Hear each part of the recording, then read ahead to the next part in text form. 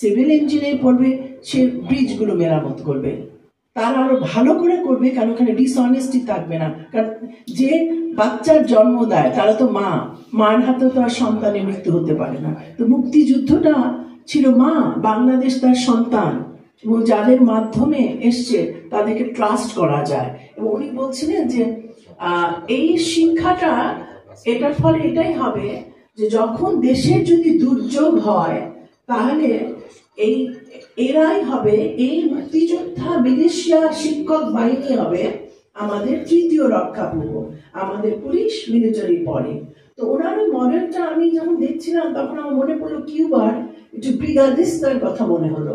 আপনারা হয়তো অনেকেই জানবেন যে 1959 সালে যখন সেই 27-28 বছরের তরুণ ফিডেল কাস্ট্রো সেই মার্কিন যুক্তরাষ্ট্রের মদন পুষ্ট একটা অত্যাচারী স্বৈরাচারী বাতিস্তা সরকারকে উৎখাত করে তারা যখন কিউবা টেক ওভার করলেন, আপনারা অবাক হবেন যে এটা বলে যে বিপ্লবী চেতনাটা রাষ্ট্রীয় দর্শনে ওনারা প্রভাবিত করলেন। ফার্স্ট স্কিমটা ছিল ব্রিগাদিস্তা প্রজেক্ট, স্প্যানিশে ব্রিগাদিস্তা মানে লিটল ব্রিগেড, যে একটা ছোট্ট আর্মির লিটল ব্রিগেড। তো ব্রিগাদিস্তা মডেলটা ছিল, এখানে আমি শিক্ষার সাথে একটা লিঙ্ক আপ করছি যে তাহলে ফিডেল কাস্ট্রো টেক ওভার করলেন 59-এ, ব্রিগাদিস্তা প্রজেক্টটা শুরু হলো 60-তে। এটা ছিল লিটল ব্রিগেড।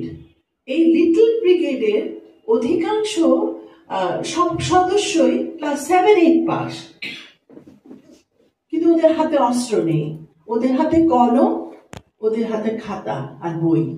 লিটল ব্রিগেডের কাজ ছিল, ওরা তখন সে সময় কিউবার লিটারেসি রেটের হার অনেক কম, খুবই কম। তো উনি বললেন যে আমাদের যেহেতু এখন সমাজতান্ত্রিক একটা ভিশন, তার মানে অন্ন, বস্ত্র, শিক্ষা, খাদ্য এটা রাষ্ট্রের দায়িত্ব, রাষ্ট্রের কোয়ালিটি প্রোডাকশনটা দিতে হবে। ওটার জন্য আমার দরকার এই যে নিরক্ষরতা, এটাকে দূরীকরণ।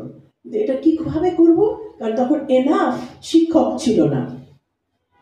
তখন এই 7-8-এর বাচ্চারা, এখানে একটা খুব ইম্পর্টেন্ট জিনিস, 7-8-এর বাচ্চাদেরকে উনি এই রাষ্ট্রের দায়িত্ব দিলেন।